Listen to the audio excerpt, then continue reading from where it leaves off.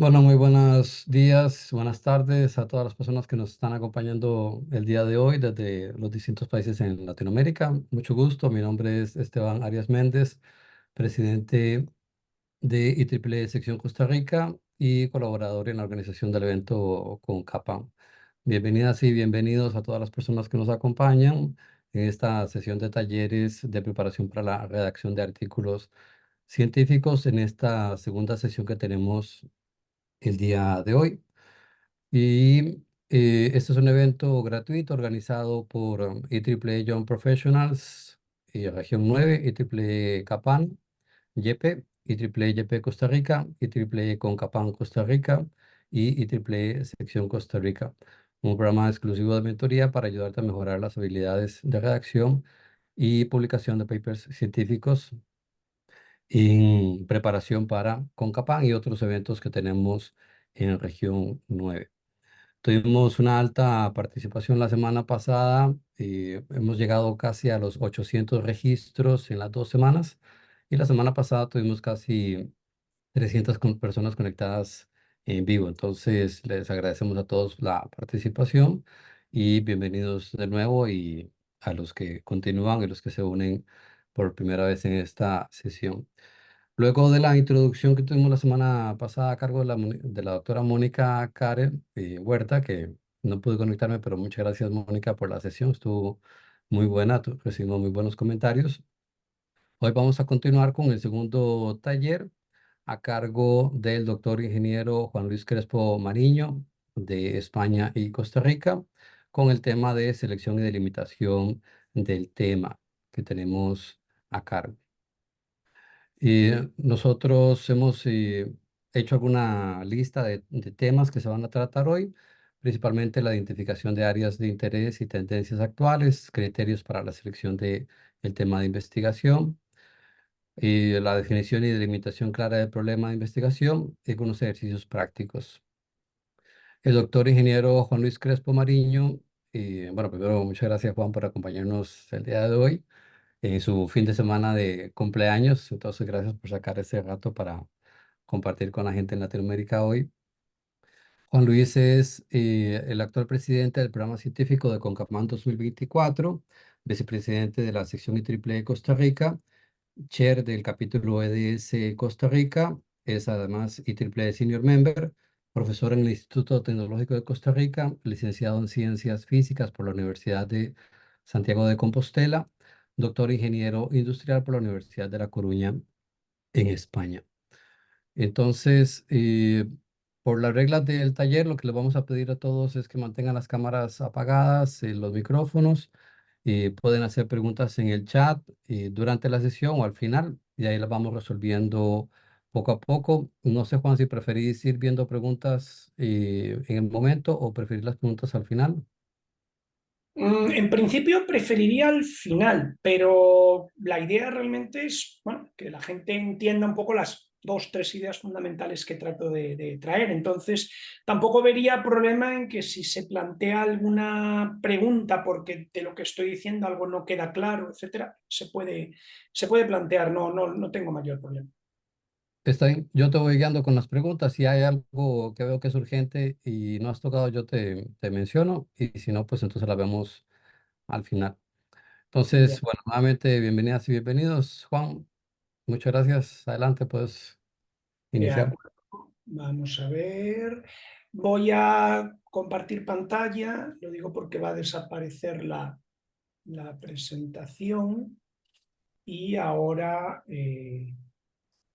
me pueden confirmar si se está viendo correctamente la forma de presentación, No, estamos viendo la otra, la del...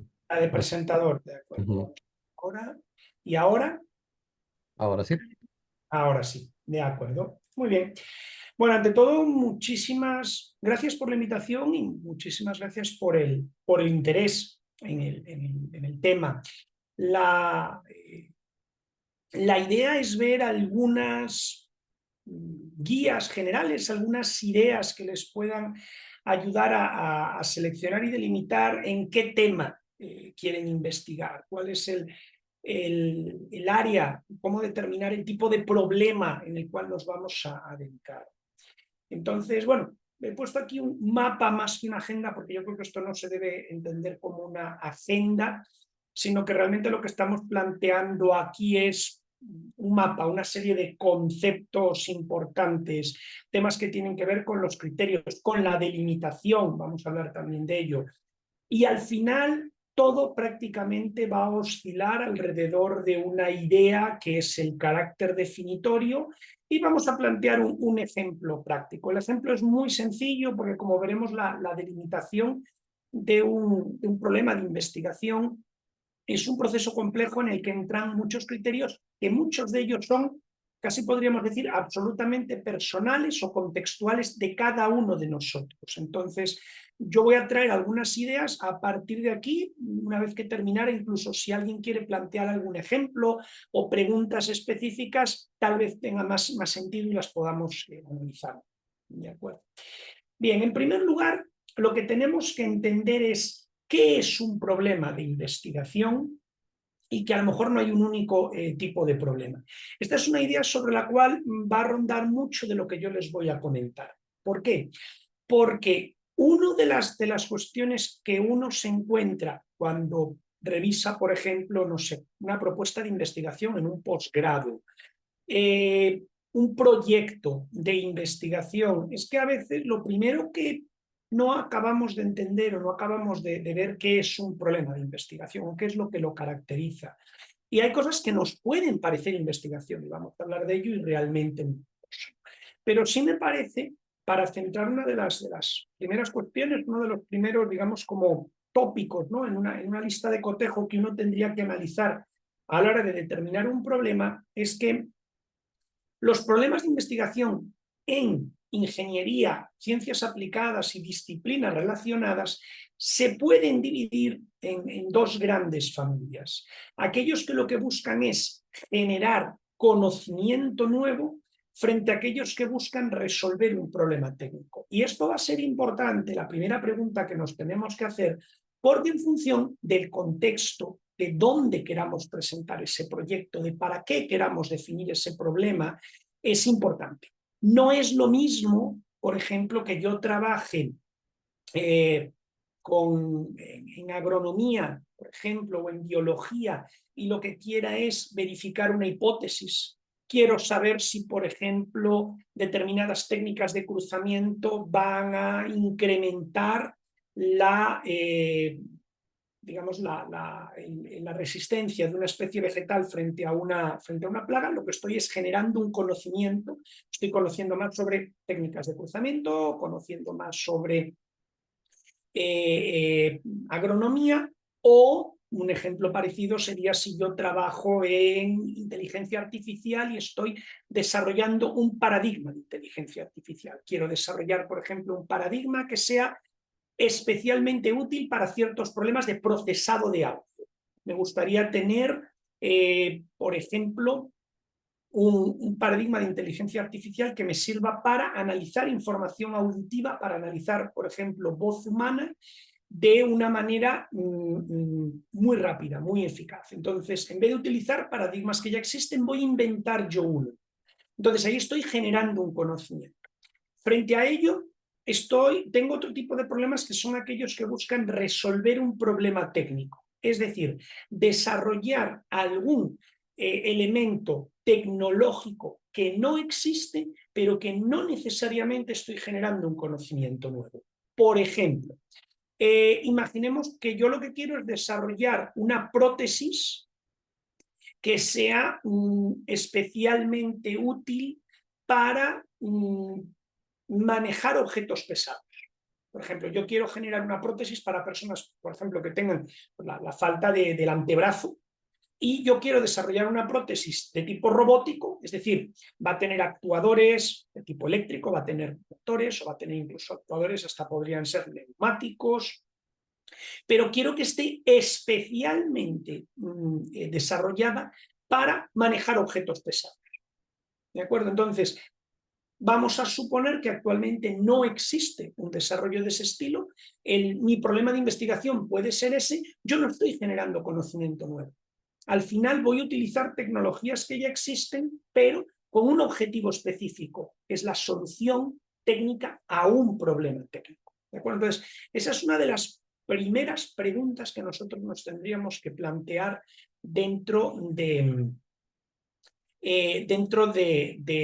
nuestra indagación, de la búsqueda de nuestro problema de investigación. Otra cuestión es lo que se suele llamar el problema interesante o el problema pertinente. Una de las cosas que muchas veces se piden, a veces es hasta la primera pregunta que uno tiene que responder cuando, como digo, evalúa, pues por ejemplo, es un problema de investigación para un posgrado, cuando evalúa una propuesta de proyecto, la primera pregunta que en los artículos científicos también aparece, lo primero que uno le piden es este problema es significante, este problema es interesante. Entonces, ¿a qué podemos llamar un problema interesante? ¿A qué podemos llamar un problema relevante? Bueno, pues como digo, va a depender, por ejemplo, de la definición anterior. Va a depender de que yo esté generando conocimiento, de que esté generando una solución técnica. Porque si yo estoy generando o lo que yo busco en esa línea de trabajo es un conocimiento nuevo, lo que tiene que quedar claro es que se está generando algo que no existe. Y ahora hablaremos a qué le podemos llamar que no existe conocimiento. Pero si estoy generando una solución de tipo técnico, ahí lo que tengo o lo que necesito es que me quede claro que no se está cubriendo una necesidad de tipo técnico. Entonces, ¿qué puede ser un problema interesante? ¿Qué puede ser un problema relevante? Pues, en primer lugar, hay que entender qué es lo que estoy buscando. Y eso es lo que decía antes. Me interesa, por ejemplo, el desarrollo de robots, por ejemplo, para catástrofes. Ahí sería una solución de tipo técnico. Me interesan sistemas de datos para agricultura de precisión en pequeños productores agrícolas. Ahí podría también perfectamente. Me interesa profundizar, por ejemplo, en el conocimiento en especies frutícolas casi desaparecidas que nos puedan dar cierta ventaja. Ahí estoy generando conocimiento, ¿de acuerdo? Entonces, lo primero que yo tengo es que pararme a pensar cuál es la naturaleza de mi área de conocimiento. Pero también es muy importante el contexto, ¿de acuerdo? Por ejemplo, ¿para qué estoy definiendo yo mi problema de investigación? Lo estoy definiendo para cumplir ¿con qué? Con un proyecto de graduación, de grado o de posgrado. Quiero definir una línea de investigación. Yo podría, por ejemplo, haberme incorporado, imaginemos como profesor a una unidad, me interesa hacer investigación y me interesa definir una línea de trabajo. Me interesa definir la línea que va a marcar mi desarrollo de investigación, mi formación de estudiantes de grado, mi formación de posgraduados, mi participación en líneas de investigación. Entonces, es importante también que uno entienda y se pregunte el contexto, ¿de acuerdo? También, por ejemplo, ¿qué pasa si yo lo que quiero es participar por cierta línea de una entidad que financia tipos de proyecto? Bueno, pues la propia definición de esa línea me va a decir el problema que pueda ser interesante o no. Puede que a mí me interese en principio desarrollar el problema desde un punto de vista, pero leyéndome una convocatoria de investigación que me puede interesar, me doy cuenta que de esa manera no voy a poder optar por esos fondos, porque el enfoque de los problemas a resolver sea diferente. Luego hay cuestiones que tienen también que ver con la aplicabilidad y pertinencia. Este es un campo en el que a mí me gustaría plantear alguna reflexión, porque es algo que muchas veces se malentiende. Muchas veces se habla, por ejemplo, de la famosa dicotomía de ciencia básica y ciencia aplicada. Yo les daré mi opinión personal. Para mí no existe la ciencia básica o la ciencia aplicada. Existe la ciencia, existe el conocimiento de base científica, pero no existe la ciencia básica o aplicada. Lo que existen, como mucho, podríamos hablar de niveles de aplicabilidad. Hay conocimiento científico que se desarrolla y cuya aplicabilidad tal vez ni siquiera podamos ver ahora, o aunque la vislumbremos, primero necesitamos generar un cuerpo teórico, y muchas veces la gente que trabaja en física, en matemáticas, incluso ya hoy en día Hay líneas de trabajo, por ejemplo, en inteligencia artificial, que se está constituyendo como una disciplina de conocimiento en sí misma, que van por ahí. Yo desarrollo algo no porque tenga una practicidad, una utilidad inmediata. Estoy generando un conocimiento que tentativamente puedo saber a qué me puede dar lugar o no. Y hay un ejemplo para mí muy paradigmático, muy paradigmático, y que además daría, voy a intentar resumirlo, pero daría realmente para una discusión muy grande sobre el desarrollo de la ciencia del conocimiento. Y es la cuántica. Cuando la cuántica empezó a desarrollarse como una disciplina científica, se empezó a desarrollar como una disciplina que tenía como interés el conocimiento por el conocimiento, el entender mejor la estructura de la materia, el entender qué ocurre cuando vamos al nivel subatómico. Nadie, a los inicios de la cuántica, nadie pensó en un nivel de utilidad, y los niveles de utilidad fueron apareciendo. Sin el conocimiento de la cuántica, hoy en día no tendríamos el nivel de desarrollo que tenemos en la microelectrónica moderna. Pero es más, sin el conocimiento de la cuántica, hoy no tendríamos la que posiblemente, o una de las disciplinas que posiblemente pueden acabar dando lugar a un cambio, no solamente de paradigmas científicos, sino incluso de paradigmas sociales y humanos, como es la computación cuántica. Entonces, yo siempre he discutido mucho cuando se dice que, bueno, no, es que hay que hacer es investigar en cosas prácticas. ¿Qué es algo práctico? Porque los países que han seguido generando recurso humano y generando conocimiento en el ámbito de la cuántica, ahora están en un punto adecuado, en un punto de ser los actores, los dueños de lo que va a acabar siendo un paradigma computacional que puede literalmente cambiar la sociedad y el desarrollo económico tal y como lo conocemos. Quienes hayan renunciado a eso porque ¿de qué sirve estudiar este tipo de cosas que no son prácticas? Ahora mismo lo que están es en el furgón de cola de este cambio. Entonces, sí me parece que hablar de aplicabilidad o de ciencia básica, de ciencia aplicada, no es una diferenciación adecuada. Creo que lo que sí es adecuado es el nivel de aplicabilidad. Eso no quiere decir que todos o toda la investigación tenga que buscar niveles largos de aplicabilidad, o que esa ciencia es la que realmente va a cambiar, y que no, hay disciplinas y hay áreas de interés de aplicabilidad inmediata que son muy importantes. Pero sí me parece importante que cuando uno empieza a pensar en qué voy a definir el problema, empieza a hacerse estas preguntas. ¿Qué es lo que yo realmente quiero generar? ¿De qué manera? ¿Cuál es mi alcance? De acuerdo, aquí en esta ilustración que he puesto al lado aparecen como criterios para seleccionar, ¿no? Y hablan de significancia. Bueno, pues la significancia es lo que decía yo antes, o sea, estamos generando conocimiento, estamos desarrollando soluciones a problemas técnicos, y aparte de ser original y de ser significante y de ser relevante, luego está la otra pregunta: ¿qué relación hay entre ese problema y el contexto o los recursos de cualquier tipo? ¿De acuerdo? Entonces, aquí habría otra cuestión, otro tipo de criterios. El alcance. ¿Cuánto quiero yo profundizar? Quiero realmente, estoy empezando algo que es totalmente nuevo, estoy empezando algo que ya se ha desarrollado y yo quiero cubrir falencias que hay ahí. Quiero trabajar, y eso es muy común, es muy común en las estrategias de desarrollo, por ejemplo, de líneas de investigación en muchas entidades académicas en Latinoamérica. Yo quiero empezar a trabajar una línea de trabajo, pero yo quiero trabajar con otra gente que ya lleva trabajando en esto, por ejemplo, porque es donde yo hice mi maestría, yo hice mi doctorado, o son gente con las que yo tengo un contacto profesional. Entonces yo quiero desarrollar una línea de trabajo, pero que vaya emparejada o que vaya en relación con la línea de trabajo de otra institución. Luego, y es algo muy importante, y aunque parezca extraño, es algo que tenemos que plantearnos desde el principio para definir un problema de investigación, y son los recursos de todo tipo. ¿Cuál es mi recurso humano?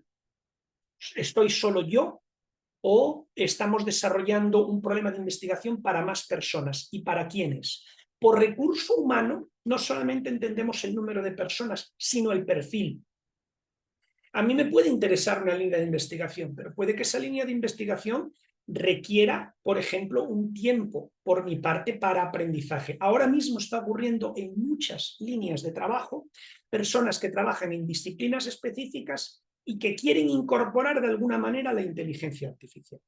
Independientemente, vamos a asumir, independientemente de que tenga sentido o no la utilización, y lo mismo, para mí una nota a pie de página, y si aquí hay gente interesada en utilizar la inteligencia artificial para una disciplina, yo lo primero que le diría es lo que he dicho a muchos estudiantes míos. Lo primero que se tiene que plantear es si hace falta o no y si tiene sentido o no.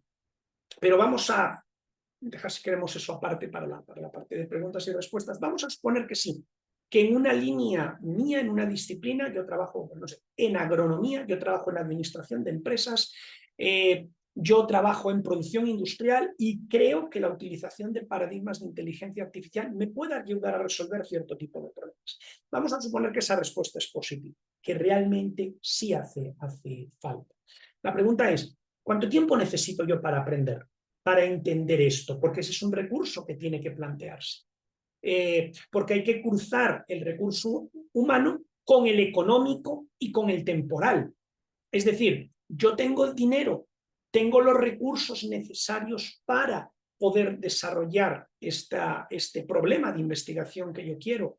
¿Cómo se pone esto en el tiempo? Una cosa que ocurre muy a menudo, sobre todo en tesis de posgrado. Muchas veces a lo mejor uno llega a un estudiante de maestría, mire, me gustaría que me diera su opinión sobre este tema. Y a mí a lo mejor me cuentan el tema y a mí me parece interesantísimo. Pero, ¿cuándo se quiere graduar usted? Porque habitualmente, pues en el programa de maestría que usted está, a las tesis se le dedica un año, más o menos. El problema que usted me plantea es un problema para 3, 4 años y varias personas. Entonces, va a tener, y ahora hablaremos de cómo recortar, de cómo quedarse con un trozo de ese problema, porque la investigación, además de todo lo que tiene de actividad humana, de búsqueda de conocimiento y o de resolución de problemas, también es una actividad que se tiene que encuadrar en una serie de marcos temporales, marcos presupuestarios, marcos de recursos, marcos propios de la vida académica. Entonces, eso es algo que uno también tiene que sentarse a ver. No es solamente, y es algo que ocurre muy a menudo, bueno, pero si yo lo que busco es investigar, conocer, y aquí me están hablando de meter mi conocimiento en 2 semestres, esto va en contra de la búsqueda del conocimiento. No, esto es parte del mundo académico, es parte del mundo profesional, y lo que sí uno tiene que entender es dónde me puedo quedar con un trozo de problema que me sirva, por ejemplo, para graduarme como máster, dónde puedo continuar luego para acabar siendo doctor y dónde puedo ir continuar después, una vez que ya estoy en mi centro de investigación, en mi universidad, mi empresa, cuando trabaja para una compañía que apuesta por la generación de conocimiento nuevo o de resolución de problemas técnicos, ¿cómo puedo ir planteando esto en el tiempo? Y si es prolongable, es decir, yo estoy definiendo una línea de trabajo que puede ir creciendo y evolucionando en el tiempo, o estoy resolviendo problemas muy básicos, muy puntuales, que van a llegar para 1 año, 2 años de trabajo y no más a veces. ¿De acuerdo? Entonces, esto es también importante, cruzar el anterior, el tipo de problema, con los recursos. Ahora bien, una vez que tenemos todo esto ya definido, perdón, creo que hay alguien que tiene el micrófono puesto, no sé si es que quería hacer una pregunta. No, creo que no. De acuerdo, una vez que tenemos esta especie de marco más o menos definido que cada uno va a tener que analizar para su problema y sus circunstancias personales, falta un elemento. Y ese elemento es que para mí es el más importante y es el que ayuda a definir cuándo tenemos realmente o cuándo podemos decir que estamos en la senda de definir un problema de investigación. Y es el carácter diferenciador.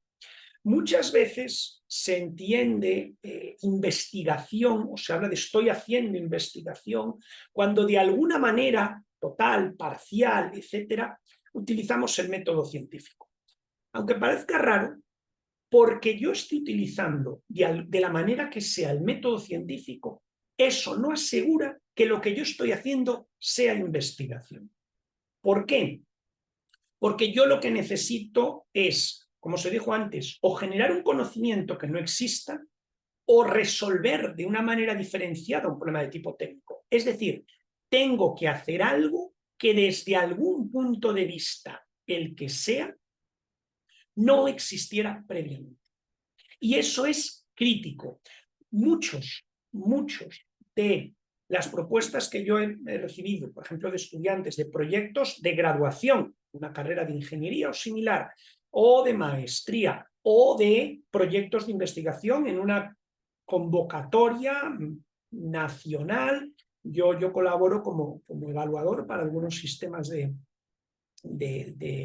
financiación, de investigación en América Latina, en España, y uno lo lee y dice, independientemente de que esto, entre comillas, suene a investigación porque se aplica el método, no es investigación. ¿Por qué? Por decir lo mismo, porque no estamos aportando algo nuevo, algo diferenciador. Y eso es crítico, crítico.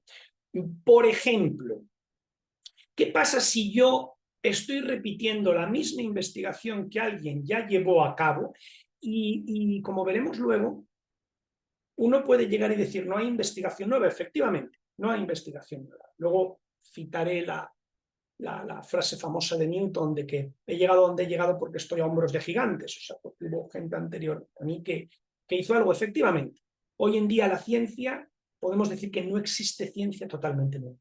Todo se basa en algo. Ahora bien, yo pues puedo estar repitiendo la misma investigación que alguien, o casi la misma que hizo alguien, pero con cambios de contexto que no complementan o que no justifican la actividad científica. Por ejemplo, yo veo un artículo en una revista de investigación que hubo un grupo de investigadores que caracterizaron, por ejemplo, los factores que explican la conservación de la cebolla blanca. Entonces yo digo, voy a hacer lo mismo para la cebolla morada.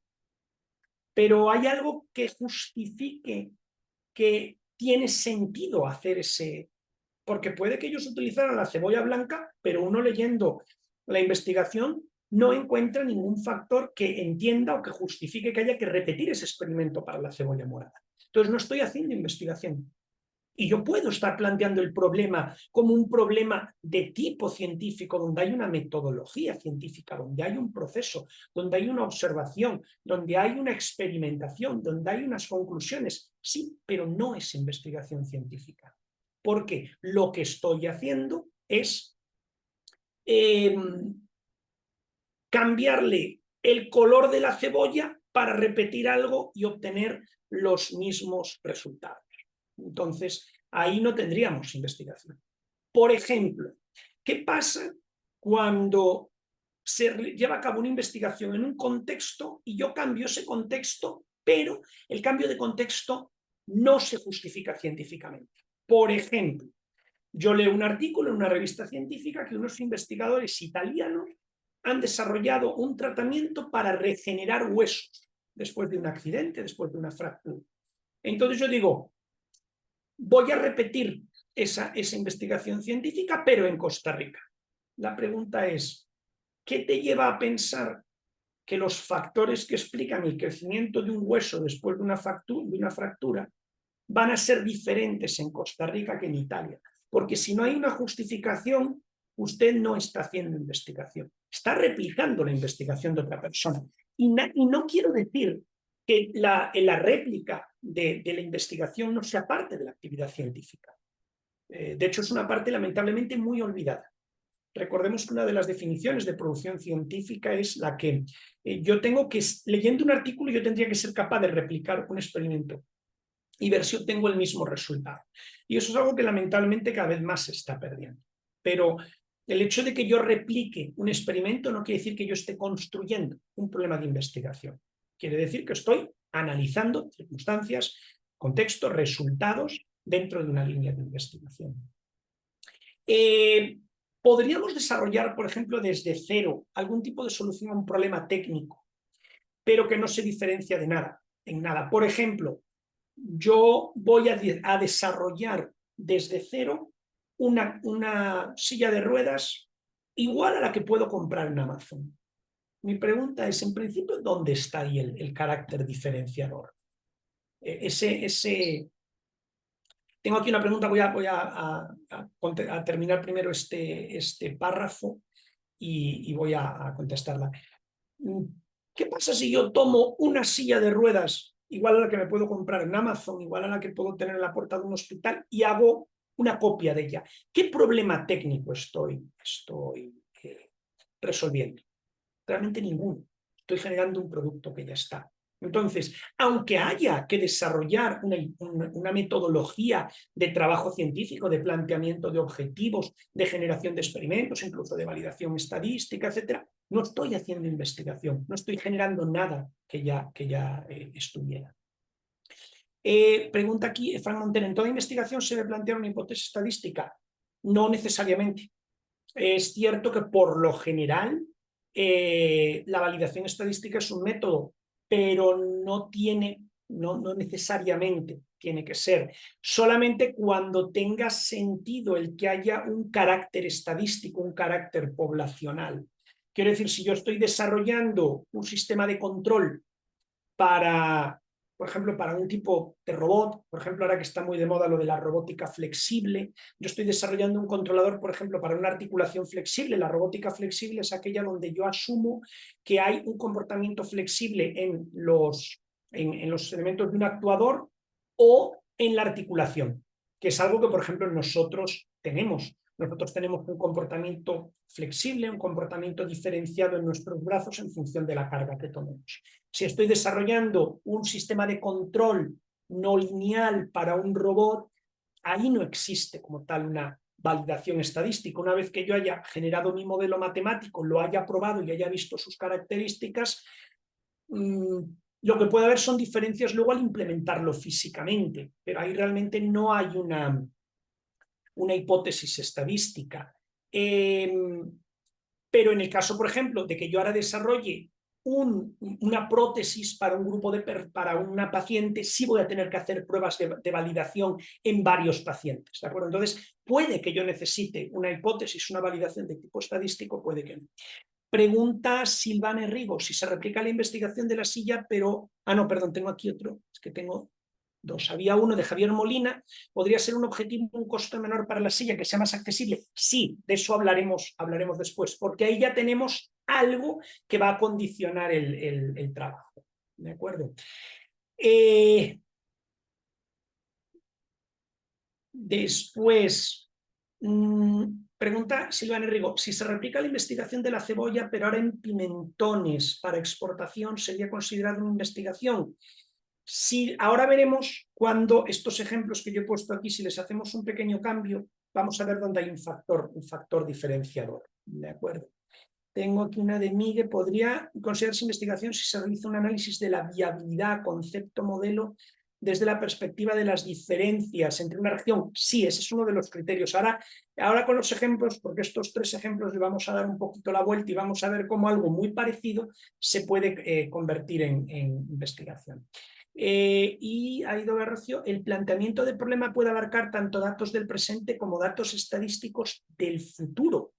Ahí dejé vamos a dejar esa pregunta para luego, pues no entiendo a qué se refiere datos estadísticos del futuro. Si quiere lo podemos ver después, ¿de acuerdo? Y lo que voy a hacer ahora es, en todas las actividades que he puesto aquí, no hay un carácter diferenciador, no hay un aporte. No es un producto investigativo y por lo tanto, aunque pueda tener un valor educativo, porque yo podría poner a mis estudiantes, por ejemplo, de grado, a repetir el experimento de la cebolla blanca con cebolla morada, puedo, por ejemplo, repetir el tratamiento de los italianos, lo puedo repetir para que ellos aprendan, digamos, para que tengan habilidades, destrezas de investigación, pero no estoy generando un producto nuevo. Y por lo tanto, en cuanto lleguemos al escenario donde la investigación científica se ve validada y refrendada, que es la producción científica, nos va a venir rechazada. ¿De acuerdo? Entonces, ¿qué es? Lo primero que nos tenemos que preguntar es, ¿qué es lo que aporto que no exista? Porque como digo ahí, es complicado que el aporte de la ciencia sea absolutamente novedoso, ¿de acuerdo? Que uno genere algo que no existe de ninguna manera, ¿de acuerdo? Normalmente hoy en día es muy difícil que la ciencia no se apoye en resultados previos. Y es la frase que les decía de Newton: si he logrado ver más lejos ha sido porque he subido a hombros de gigantes. O sea, frase muy famosa de Newton. Lo que quiere decir es, hay gente antes de mí que hizo un trabajo que fue mi punto de partida, fue los hombros sobre los que yo conseguí ver más lejos. Por ejemplo, puede que la variación de contexto sí sea importante. Por ejemplo, los propios investigadores de la cebolla blanca, por ejemplo, dicen, a ver, esto no sirve para la cebolla morada, por estos motivos, porque la cebolla morada, aunque parezca lo mismo, no es igual. Entonces, ahí tengo una investigación. ¿De acuerdo? Comentaba antes en una de las preguntas, si por ejemplo los factores que identifican a la cebolla blanca no son en absoluto parecidos a los del pimiento, pues efectivamente tenemos una investigación. ¿Por qué? Porque no puedo contestar a la pregunta del pimiento o de la cebolla morada con lo que han dicho los investigadores de la cebolla blanca. Puede que me apoyen sus resultados, puede que los utilice como punto de partida, puede que identifique una metodología que ellos han creado, pero está claro que yo voy a generar un conocimiento nuevo. Voy a saber algo que no lo podía extrapolar directamente de la cebolla blanca a la morada o a los pimientos. Entonces, ahí tengo una forma de investigación. Por ejemplo, ¿qué pasa si las diferencias de contexto sí son significativas? Yo antes decía, ¿qué pasa con un tratamiento para crecer los huesos después de una fractura? Ahí posiblemente, pues da igual que se haya hecho en Italia, en Rusia o en Panamá, porque realmente posiblemente los factores de crecimiento, de recuperación de los huesos sean muy parecidos. Pero ¿qué ocurre si en vez de desarrollar un fármaco para huesos, fuera uno, por ejemplo, para cáncer de piel? Donde sí hay diferencias muy significativas, donde no me sirve que esto lo hayan hecho italianos o lo hayan hecho rusos, sino que lo quiero llevar al contexto latinoamericano. ¿De acuerdo? Ahí tengo, por ejemplo, ya un proyecto de investigación. ¿De acuerdo? ¿Por qué? Es cierto que hay gente que ha investigado algo en otro lugar del mundo, pero es que si lo investigo en el contexto latinoamericano, por lo menos a priori debería ser diferente o podría ser diferente. Entonces yo podría llegar y decir, los factores que determinan, por ejemplo, la reacción o el comportamiento de la piel humana ante factores cancerígenos no son iguales en la población latinoamericana que en la población europea. Entonces ahí tiene sentido el responder a una pregunta de investigación del estilo, ¿la respuesta de esta gente servirá en el caso de Latinoamérica o no? Entonces ahí tenemos una pregunta de investigación, tenemos que responder una pregunta de la que a priori no sabemos la respuesta. O, por ejemplo, ¿qué pasa si yo desarrollo una solución tecnológica que me da algo que no obtengo? Por ejemplo, una silla de ruedas que incorpore, que no esté en el mercado, que incorpore capacidades de ayudar al paciente para pacientes que tienen que pasar un largo periodo en una silla de ruedas. No es lo mismo que yo me pase 15 días en una silla de ruedas que me tenga que pasar medio año. Entonces puede haber capacidades que serían buenas para un paciente de largo periodo que no lo incorpora a la solución comercial. Por ejemplo, comentaba antes una de las preguntas, ¿qué pasa si yo busco una solución, por ejemplo, especialmente de bajo coste, donde el desarrollo tecnológico tenga en cuenta, por ejemplo, funciones de bajo coste o funciones de replicabilidad? Me gustaría desarrollar un modelo de silla de ruedas, no tanto porque yo lo quiera fabricar, sino porque pueda poner a disposición, por ejemplo, de personas en comunidades vulnerables o comunidades sin un acceso fácil a ciertas técnicas de fabricación, que puedan replicarlo. Ahí hay una investigación, porque se está buscando generar un carácter diferente al que hay. Entonces, la pregunta que uno siempre tiene que hacerse es, ¿qué aporto yo? ¿Qué estoy dando que ahora mismo no esté en la literatura? Esa es importante, ¿de acuerdo? Vamos a ver, por ejemplo, algunas de las preguntas que había por aquí que tienen que ver con el carácter diferenciador. Pregunta Carlos Bock, una investigación sobre el impacto sobre un método económico, econométrico, en un sector de un país como investigación. Si yo estoy generando un conocimiento que no existe, y un conocimiento que tiene algún nivel de aplicabilidad que no tiene que ser a corto plazo, estoy generando investigación porque estoy generando un conocimiento. Mi proyecto va a generar, va a permitir evidenciar que ciertas afirmaciones son ciertas. Yo puedo llegar y hacer afirmaciones y decir, bueno, ¿en qué se basa usted? Entonces, si yo tengo un conocimiento que respalda esa afirmación, ahí he logrado investigación. ¿De acuerdo? Francisco Javier Rosero Jaramillo, se podría considerar investigación, se aplica una metodología de micromovilidad realizada en una ciudad de Europa o México y replicar o evaluar ciertos factores y ver qué resultados otorgan ciudades en ecuación que tienen ciertas características diferentes. Sí, si a priori esas características nos permiten pensar que no tengo por qué obtener los mismos resultados en Ecuador que en México o en Europa, estoy generando un conocimiento. Eso sí, desde la disciplina tiene que quedar claro que esa pregunta no es directamente de fácil resolución. Le pongo un ejemplo porque se parece a lo que planteaba aquí Francisco Rosero Jaramillo.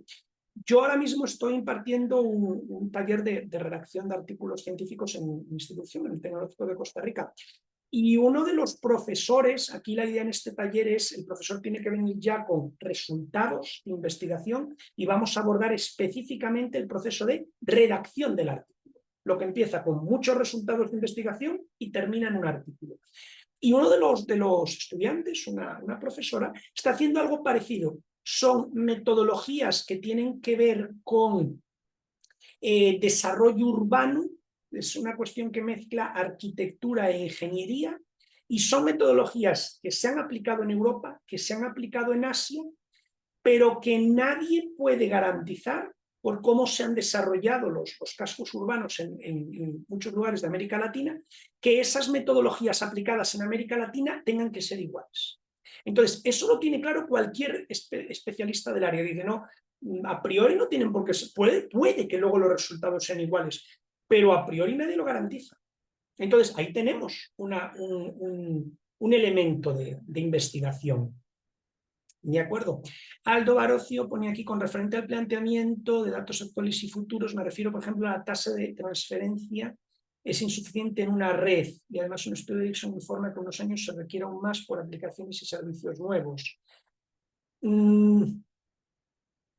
A ver, si lo que queremos decir es que si en un problema de investigación podemos considerar cómo va a evolucionar algo a futuro, sí, yo podría, por ejemplo, entiendo que podría ser algo del estilo, yo podría evaluar cómo va a funcionar, imaginemos que yo desarrollo un software y cómo va a funcionar, por ejemplo, en unas condiciones futuras de redes de comunicación. Entonces, podría hacer un estudio de ese estilo e intentar garantizar que mi software va a funcionar en condiciones futuras. Igualmente, es una cuestión de desarrollo tecnológico. Estoy desarrollando una tecnología y estoy teniendo como uno de los ejes de desarrollo, una de las... el que sea compatible con condiciones futuras. Eso sería parte también del desarrollo de una solución tecnológica. Dice, debo entender que lo que sugiere es seguir las tendencias globales que obedece al interés general.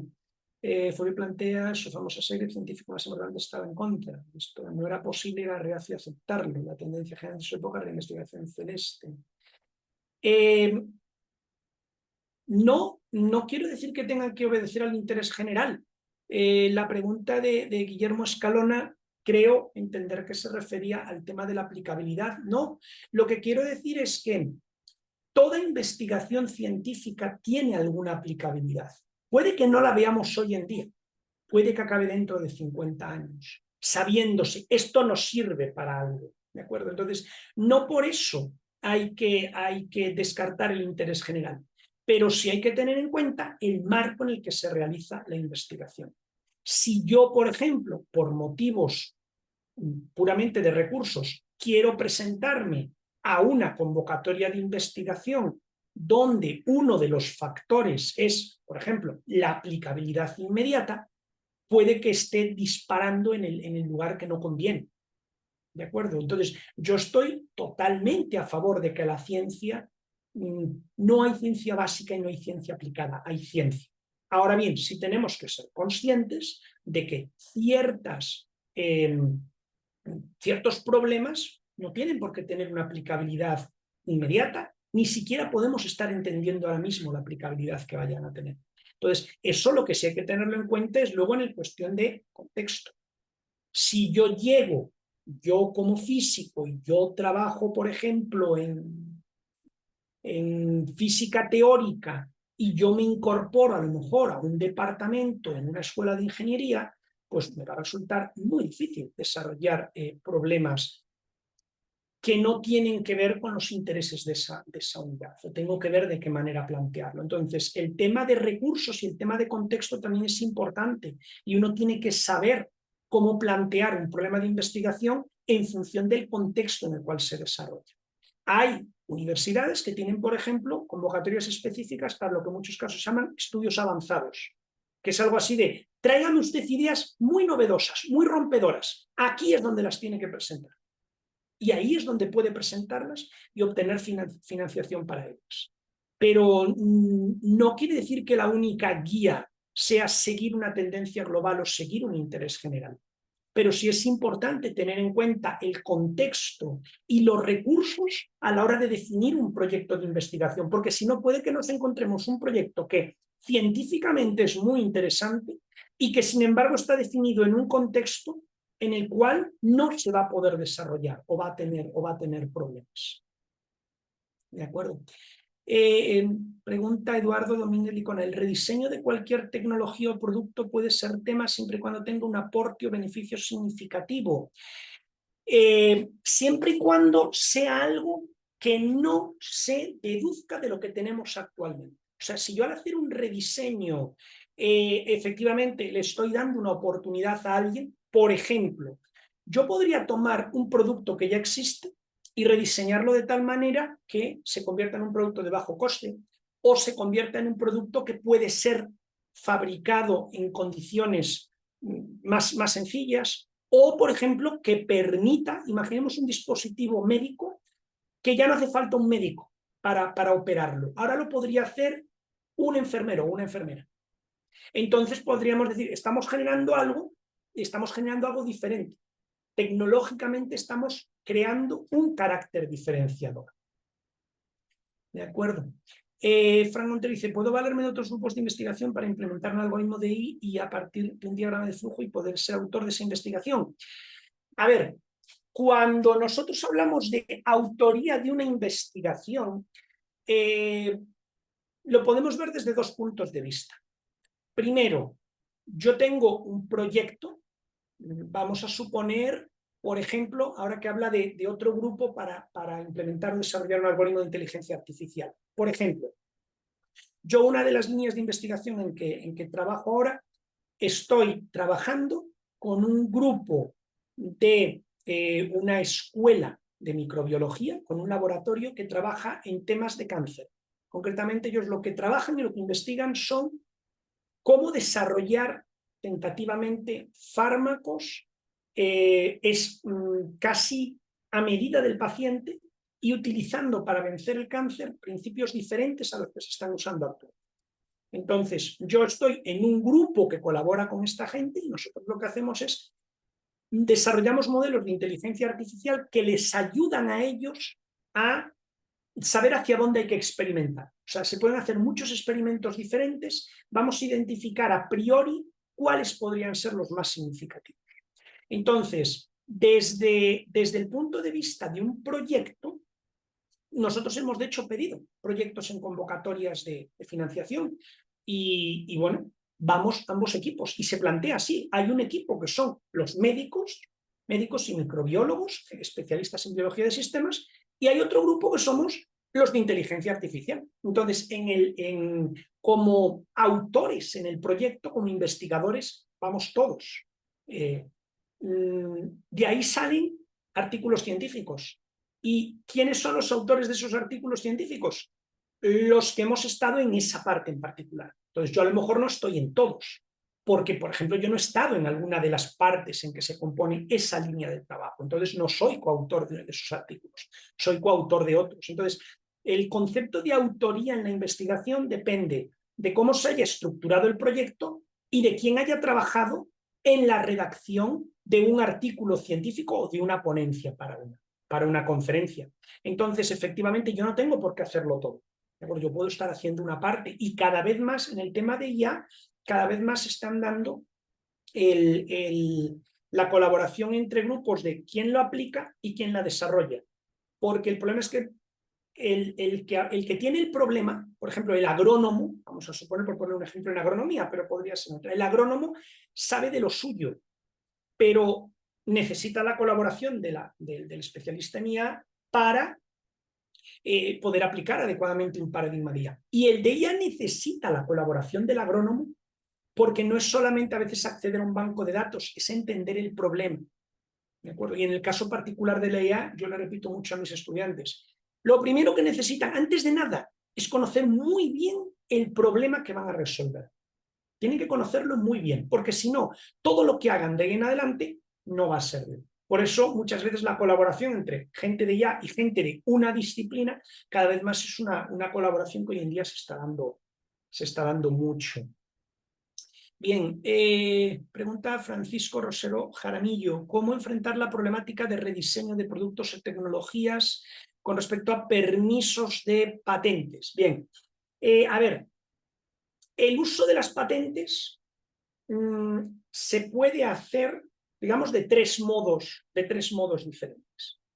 Uno de ellos es cuando la patente ya se puede utilizar, que es cuando se han cumplido 20 años desde la fecha de prioridad. La fecha de prioridad es la fecha, la primera fecha en la que se presentó esa patente a alguna oficina de patentes. ¿De acuerdo? Entonces, 20 años después, la patente es utilizable.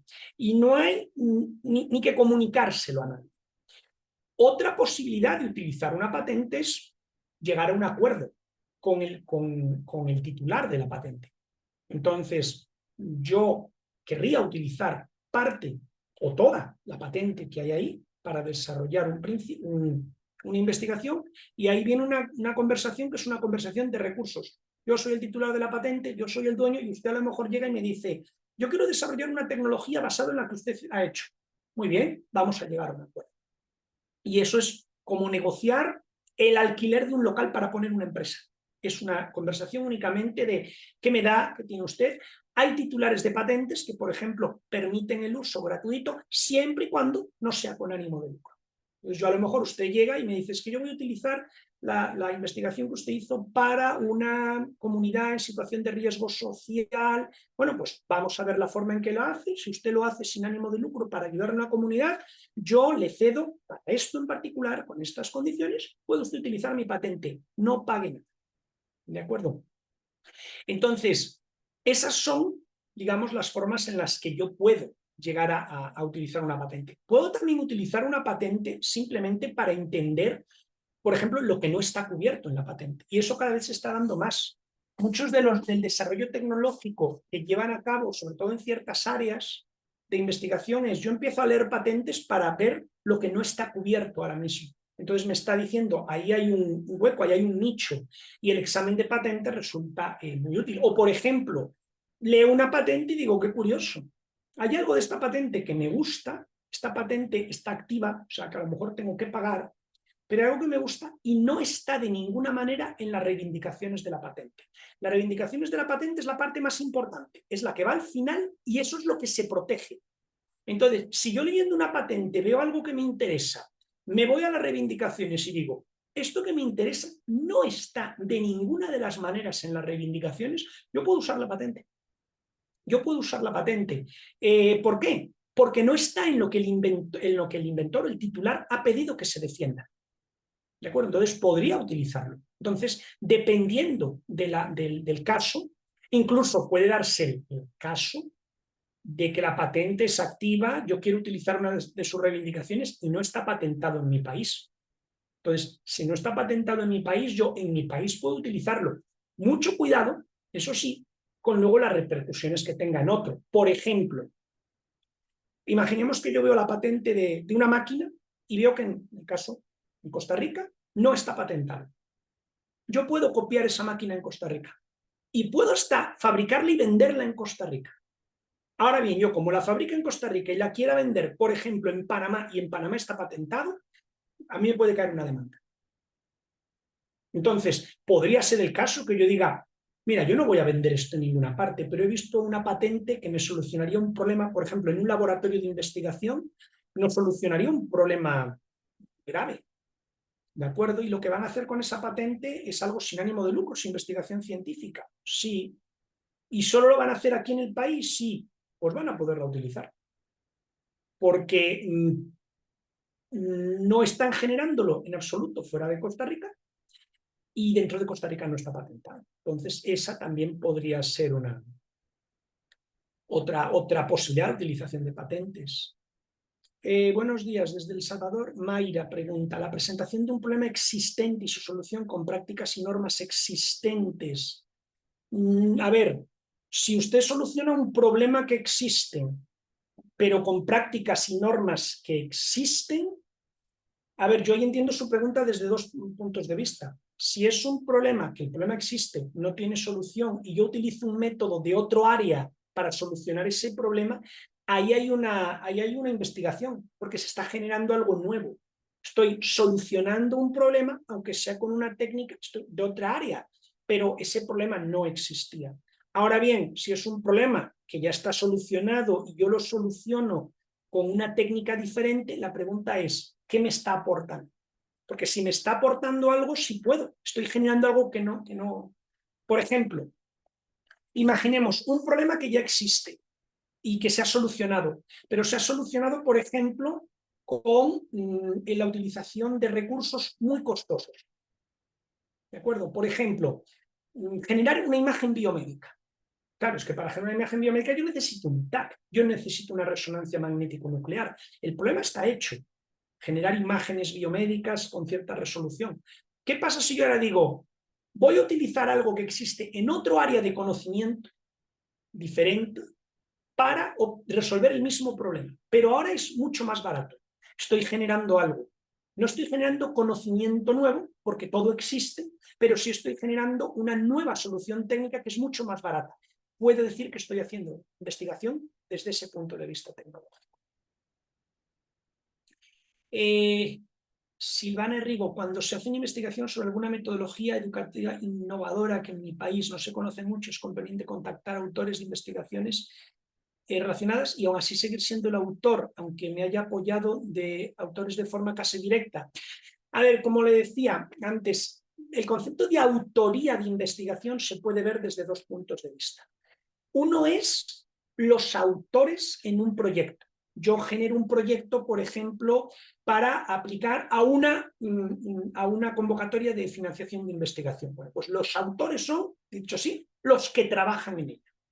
Puede que se haga consulta puntual a especialistas y eso está en la propuesta. Digo, vamos a consultar con estos especialistas a nivel internacional para que nos aclaren dudas sobre esto y esto. Muy bien, esa gente, si lo único que tienen es esa participación de una consulta puntual, pues por lo general no serían autores de la investigación. ¿De acuerdo? Pero eso es dentro de la parte administrativa del proyecto. Otra cosa es, voy a escribir un artículo.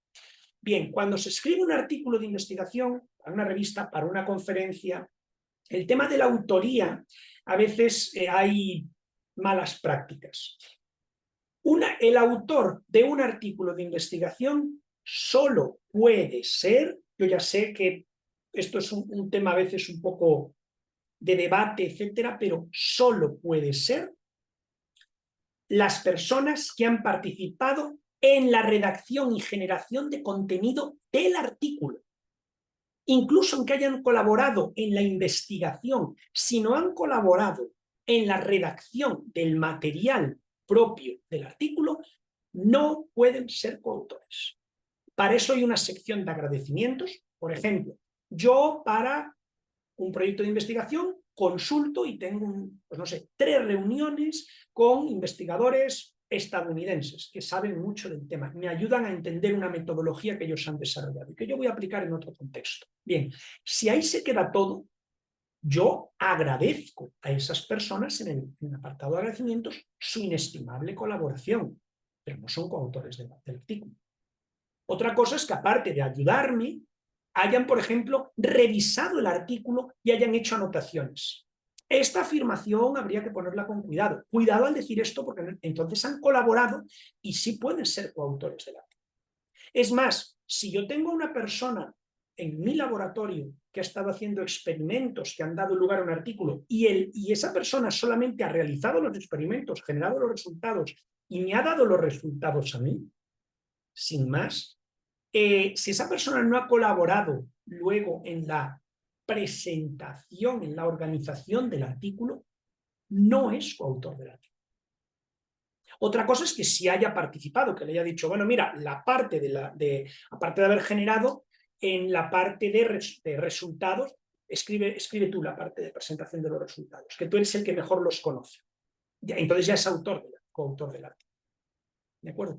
Pero todo tiene que ver, digamos, con cuál es la relación, en el caso de la autoría de un artículo de revista o de conferencia, cuál es la relación que se tiene con ese artículo, no ni siquiera necesariamente con el proyecto de investigación, con el problema de investigación. ¿De acuerdo?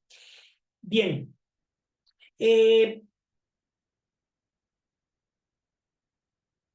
Cuando nos proponemos definir una investigación, lo primero que debemos hacer es definir el carácter diferenciador que buscamos. Yo tenía aquí una pausa para hablar. Yo creo que muchas de las cosas que yo quería generar o levantar aquí ya las hemos hablado con las preguntas que han hecho ustedes, porque yo estaba planteando esto, ¿no? De desarrollar un sistema de control robusto y preciso para su aplicación en prótesis inteligentes, ¿no? Entonces, hablar de cuál podría ser ahí el carácter definitorio, aunque yo creo que realmente hemos comentado ya ejemplos bastante más interesantes de carácter diferenciador que el que pudiéramos sacar aquí. Sí hay una cosa que me gustaría plantear y es, ¿qué pasa cuando el carácter definitorio es muy amplio? ¿Qué pasa si yo tengo una idea de carácter definitorio de un problema, pero luego choca con recursos temporales, humanos, de desarrollo? Una idea que puede ayudar, y ahora vamos a ver un ejemplo, es plantear ese carácter diferenciador como en forma de una especie de objetivo que llamaríamos objetivo general, distinguir o dividirla en objetivos específicos y quedarnos con uno de esos objetivos específicos. ¿De acuerdo? Voy a poner un ejemplo. Vamos a suponer este ejemplo. Queremos desarrollar una máquina para hacer imágenes espectrales de muy alta resolución espacial y espectral para muestras vegetales planas. Bien, primero voy a explicar un poquito el contexto. Una imagen espectral, por si obviamente yo sé que ustedes van a ser de muchísimas disciplinas diferentes. Una imagen espectral es una imagen que en vez de tener solo, ustedes sacan una foto, cualquier cámara de sus teléfonos, cada píxel se compone de 3 valores, el rojo, el verde y el azul. Pero eso a mí no me permite saber, por ejemplo, exactamente cuáles son las frecuencias de luz que conforman el rojo. Yo no sé si todas estaban presentes de la misma manera en ese píxel rojo, en ese píxel verde o azul. Una imagen espectral es aquella que por cada píxel puede tener 30, 40 o 60 valores de bandas de frecuencia muy pequeña. Eso, por ejemplo, es muy útil en análisis de especies vegetales, de alimentos. Ahora hay muchísimo para control de calidad de alimentos, porque permite, por ejemplo, sin contacto, detectar problemas con el alimento, detectar la presencia de ciertos organismos patógenos. En el caso, por ejemplo, de especies vegetales, por ejemplo, permite observar comportamientos en masas vegetales, por ejemplo, cuando se avecina una plaga, ¿de acuerdo? Que puede afectar a las plantas y que a lo mejor nosotros visualmente no lo vemos y sin embargo se está empezando a desarrollar una plaga. Entonces tiene muchas utilizaciones y sobre todo en cuestiones de análisis de productos naturales. Entonces, yo quiero una máquina para hacer imágenes que tengan una altísima resolución espacial, es decir, quiero que cada píxel abarque, por ejemplo, 1/10 de milímetro, ¿de acuerdo?, de espacio, y espectral, quiero que pueda tener muchas bandas diferentes, porque cuantas más bandas divido yo el espectro, puedo llegar a cabo experimentos más complejos. Por una parte, puede que yo no encuentre opciones comerciales. ¿de acuerdo? Porque sí hay máquinas que hacen imágenes espectrales, pero puede que no sea exactamente como yo quiero. Puede que nos sirvan para, por ejemplo, alta resolución espacial. Puede que nos sirvan para muestras vegetales o de alimentos. Y otra cuestión que tiene que ver, de hecho, alguna de las preguntas que había por ahí tiene relación con esto. ¿Qué pasa si yo quiero ser el dueño de toda la ingeniería?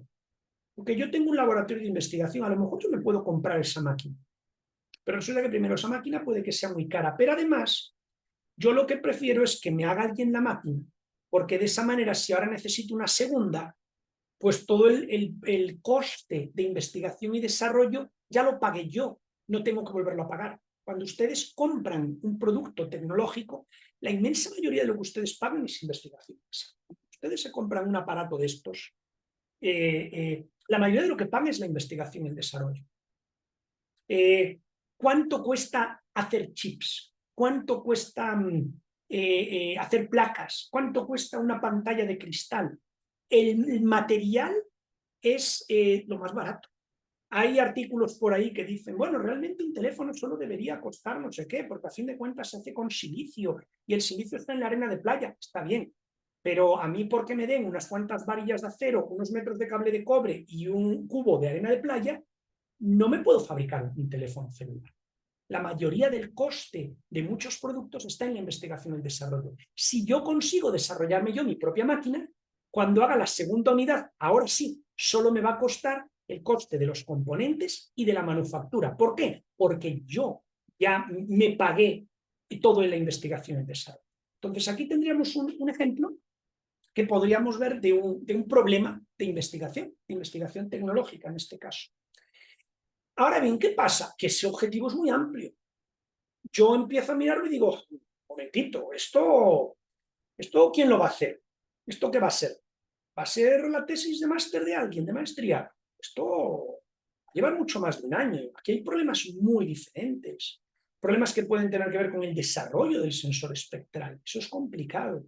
El desarrollo de los sistemas de iluminación, la captura de los datos en la muestra. Aquí hay muchos problemas muy grandes. Generar una máquina de estas como problema de investigación es muy amplio.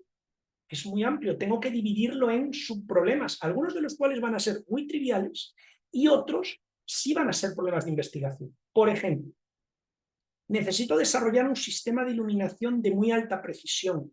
No es un sistema de iluminación para, no sé, para grabar un vídeo, no es una lámpara de estas que utilizan los influencers para grabar vídeos de YouTube. No, aquí el sistema de iluminación es muy complejo. Y además a mí me gustaría que el mismo sistema de iluminación genere una iluminación muy precisa que vaya desde el infrarrojo al ultravioleta. Yo no sé si eso existe en el mercado. Y si existe, recordemos que a mí lo que me dijo mi jefe fue, quiero que el desarrollo implique la menor compra posible de cosas que nos hagan depender de un tercero. Pues a lo mejor yo tengo que diseñarme yo mi sistema de iluminación. ¿De acuerdo? Por ejemplo, necesito un sistema de movimiento muy preciso y de alta repetibilidad. ¿Por qué? Porque la cámara se va a mover y necesito que ese movimiento sea excepcionalmente preciso y repetible. Si yo lo hago 2 veces, quiero que el movimiento sea exactamente igual. Yo no sé si tengo ahora mismo, puedo comprarme algo así, pero volvemos a lo mismo. Tendría que hacerlo yo desde abajo para cumplir con tener control sobre todo el proceso de ingeniería. Entonces, aquí ya tengo problemas de investigación que los puedo extraer del general y ahora sí lo puedo convertir en una tesis de maestría, por ejemplo, en ingeniería. Va a haber otros problemas que no van a ser problemas de investigación, son problemas más triviales, más fáciles. Por ejemplo, tengo que desarrollar una estructura. Bueno, pero una estructura mecánica para tener elementos que a priori no tienen una gran demanda de carga, no son cosas pesadas, no estoy sosteniendo un autobús, no es el diseño de un puente, no es un problema que no esté ya solucionado. Entonces ese problema lo puedo quitar y lo puedo tratar de otra manera. Necesito integrar una cámara, pasar cables por algún lugar. Bueno, voy a tener muchos problemas que voy a necesitar a alguien que lo haga. A lo mejor tengo que traerme a un estudiante de ingeniería y decirle, hazme un diseño de una estructura para colocar esto.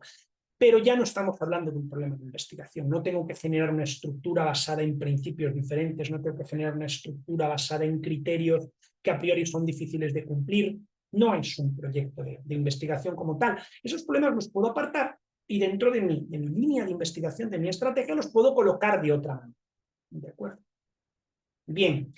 ¿Cómo hago yo para ver, muchas de las preguntas que ustedes han hecho, cómo entiendo yo cómo definir un carácter definitorio? ¿Dónde veo yo que hay una diferencia en mi problema?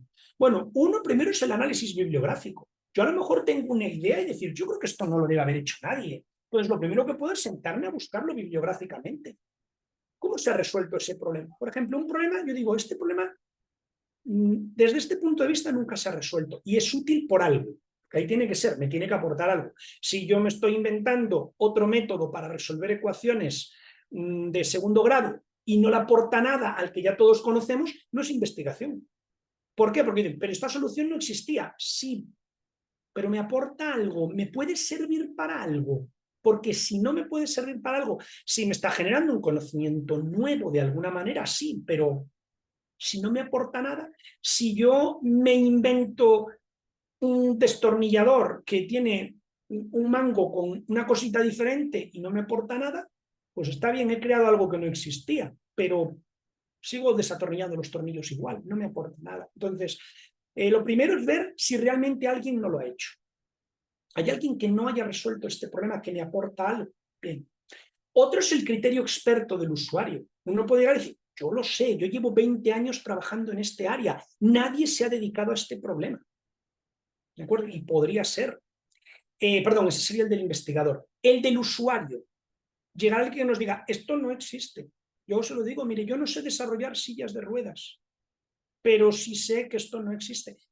Poniéndoles un ejemplo, aquí un proyecto que trabajamos con estudiantes aquí del Tecnológico de Costa Rica, con gente que trabajaba en un hospital, era no lo de la silla de ruedas, pero sí una cama para pacientes en ciertas condiciones. Y ellos nos decían, esto no existe.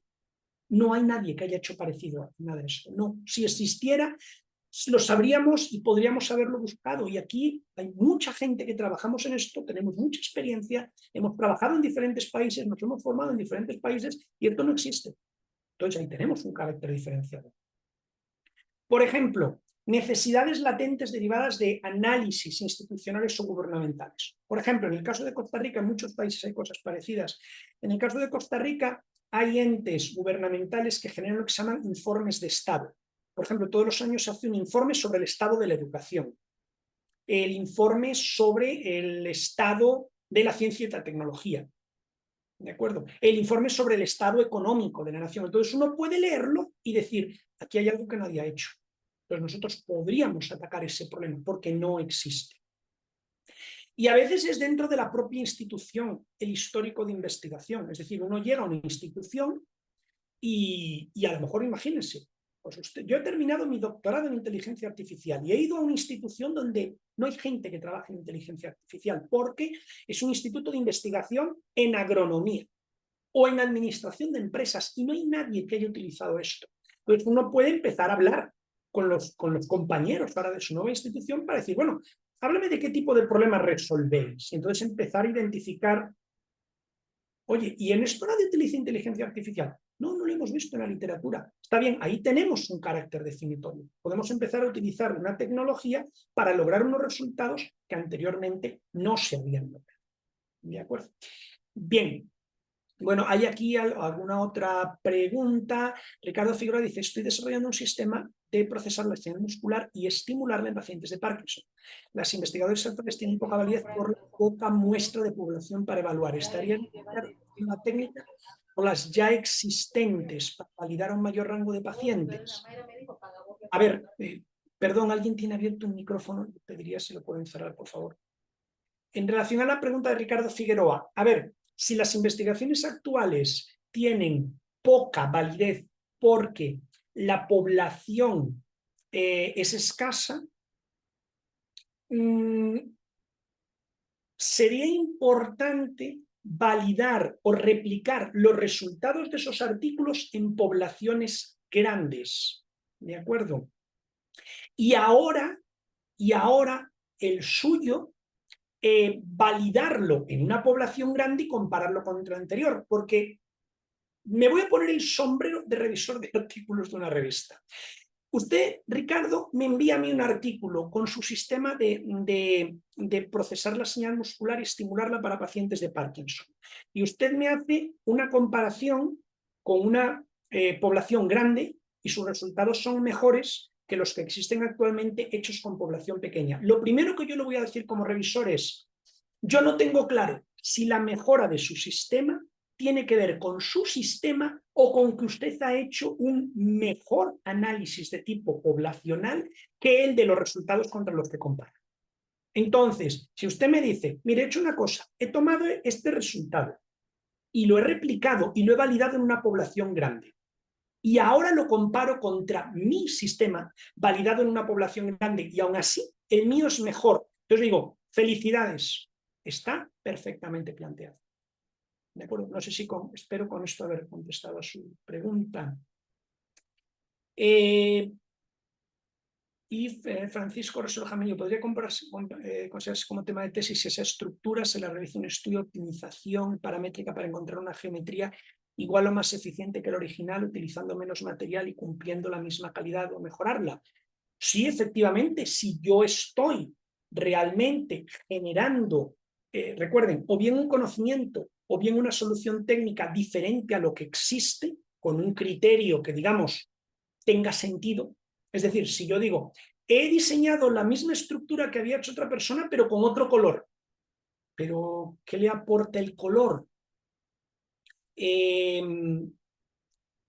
a mí me dice, he diseñado una estructura para soportar un peso, el que sea, especialmente optimizada sobre otras que ya existen, entonces yo digo, ¿tiene usted un problema de investigación? Porque si para resolver cierto problema, por ejemplo, imaginemos el diseño de un puente, de una estructura metálica para una construcción, se usa de una manera determinada y yo soy capaz de hacer algo optimizado y crear una nueva forma de resolver ese problema, efectivamente, ¿qué estoy aportando? Mire, con menos material y por tanto posiblemente con menos impacto ambiental y posiblemente con menos horas de trabajo y por tanto de manera más barata, tengo una estructura que funciona igual que estas estructuras que son las que se usan habitualmente. Ahí tiene un tema de investigación. ¿De acuerdo?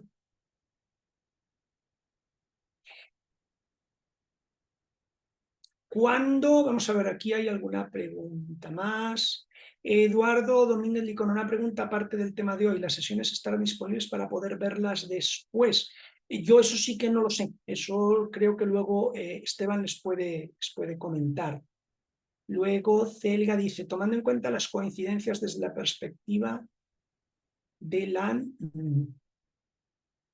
innovación más N que plantea para la preparación de artículos científicos. Y Celga, no entiendo lo que me pregunta. Estaba mirando si arriba había como otra parte, porque no entiendo.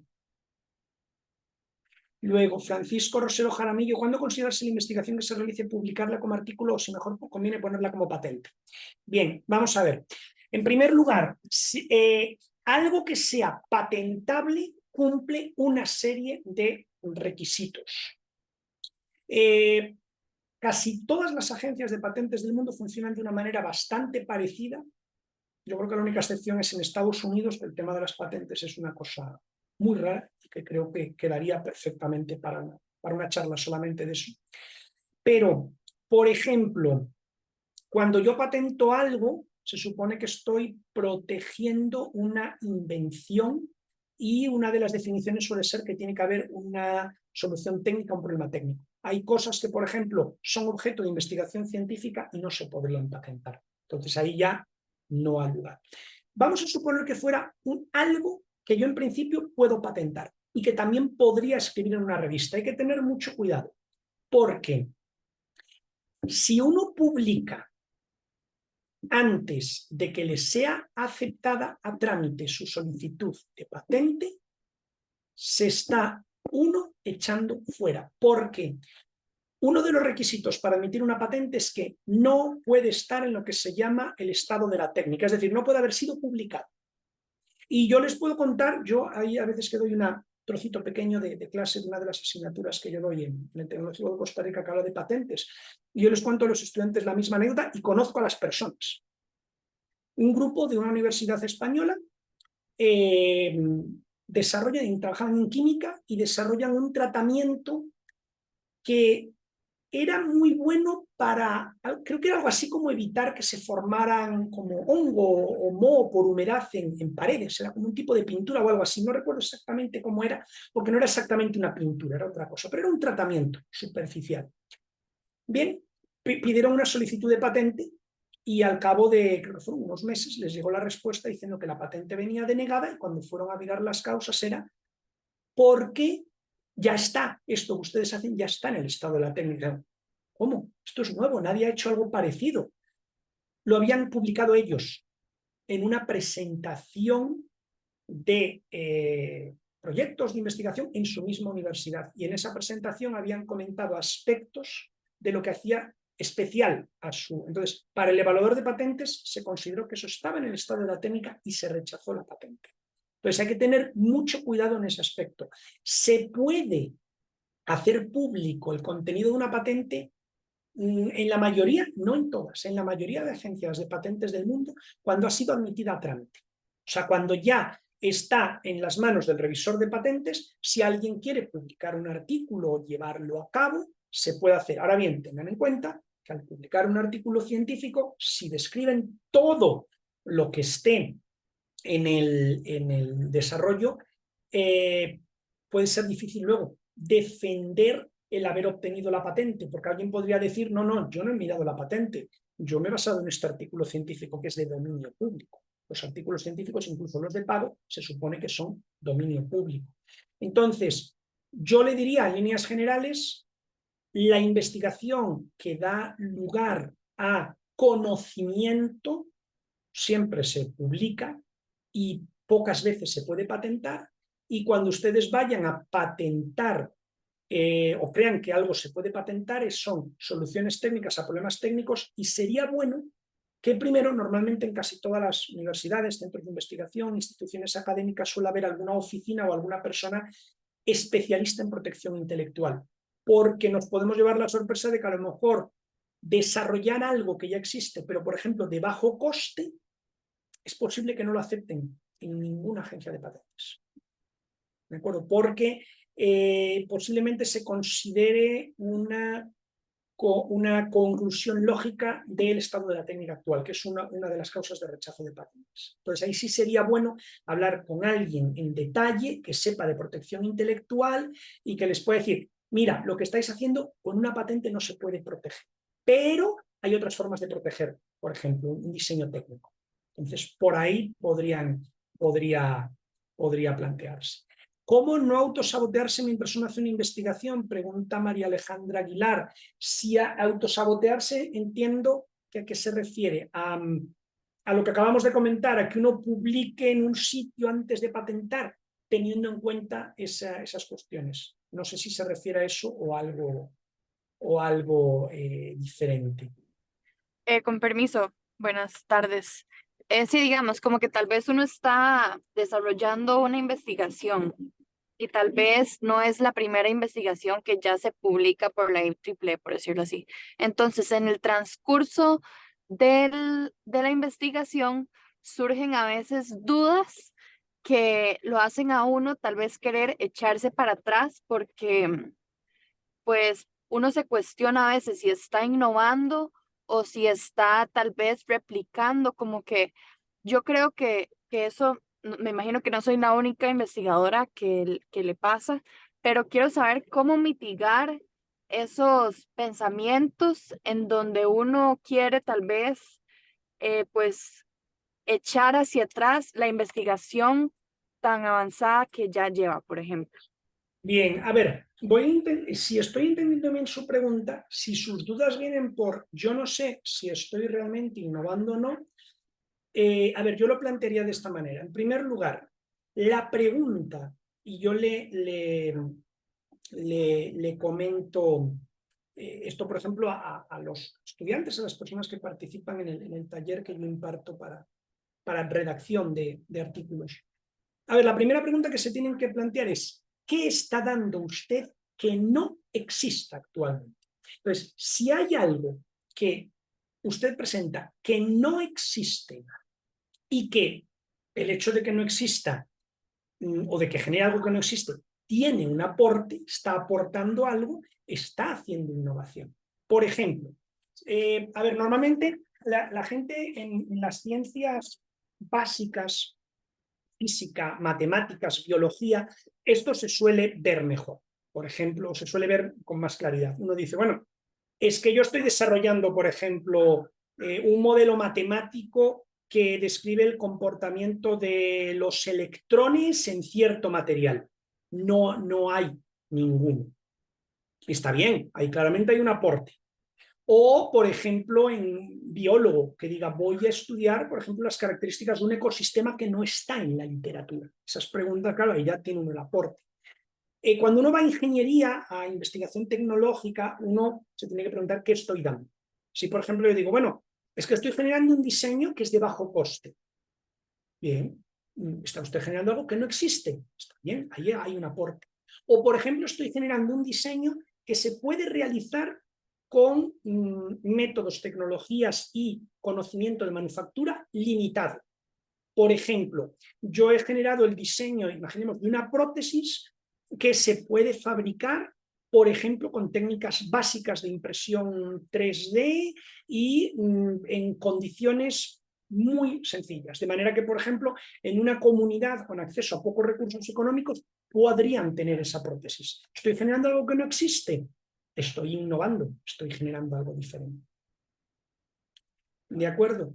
Entonces, esa sería la primera. Segundo, ¿qué pasa si lo que yo no estoy seguro es del grado de innovación que puedo estar generando? Yo digo, yo sé que estoy haciendo algo diferente, pero estoy muy perdido en mi línea de investigación, no acabo de entender cuáles son los factores que me podrían guiar mejor. ¿Sabe qué es lo que yo le aconsejaría? Genere un artículo con lo que tengan y envíenlo a una revista, a una conferencia, porque muchas veces pensamos en la publicación científica como, bueno, yo quiero que me publiquen para tener un artículo, para luego el paso de categoría profesional, para tener más índice H en Google Scholar o Northid, y nos olvidamos de que uno de los primeros criterios y características de la producción científica es que alguien vea mi trabajo y lo realimente. Entonces, yo digo, voy a escribir un artículo, lo voy a enviar a una revista. Y sí, a lo mejor viene y me dice, no, está rechazado. Y una vez digo, bueno, está rechazado con el... Léase las críticas de los revisores. Porque a lo mejor eso es lo que necesita, que alguien lo vea de fuera y diga, mire, es que usted tiene... Pues tiene razón. No estoy planteando bien esta metodología. No estoy apuntando bien hacia mi objeto de investigación. Muchas veces la realimentación de la propia actividad científica es un elemento valiosísimo. Valiosísimo. En muchas revistas, y cuando uno ha sido tanto revisor como editor, una de las cosas que a veces uno le responde a un revisor es, por favor, detálleme más la respuesta. Aunque esté diciendo, bueno, ¿y qué más da si he dicho que el artículo es muy bueno?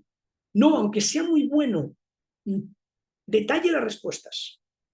Porque el autor lo que quiere recibir no es solamente, o no, lo que debería querer recibir, no es solamente un positivo o negativo. Si está bien, fue positivo, sí, pero léete lo que te ponen. Es un negativo, con mayor razón. Entonces, muchas veces nos olvidamos de ese elemento. La gente que trabaja en ciencias básicas, en física, matemática, biología, tienen también recursos tipo, por ejemplo, como Archive. Archive es un recurso en el cual uno envía un artículo y es analizado por una comunidad grande de gente. Sobre todo se usa muchas veces, creo, en relación a lo que usted planteaba, el enviar algo y recibir la realimentación de muchas personas en contextos diferentes. Eso nos ayuda. Estaba colocando aquí también, desde ISEC en Costa Rica, por ejemplo, un póster. Hay muchas conferencias donde hay sesiones de póster, incluso a veces sesiones de póster especiales para trabajos en progreso, trabajos en inicio, y uno va allí con su póster para recibir realimentación y poder entender mejor o tener más información de contexto de aquello que esté planteando. Fran Montero dice, aparte de las bases de datos científicas, debo revisar la literatura gris para estar seguro de mi aporte. No entiendo el concepto de literatura gris, si quiere decir literatura que tenga que ver con innovación, pero que no sean revistas indexadas, actas de conferencias. Siempre es bueno que no está indexada, efectivamente. Siempre es bueno mirarlo y ver si puede haber aportes.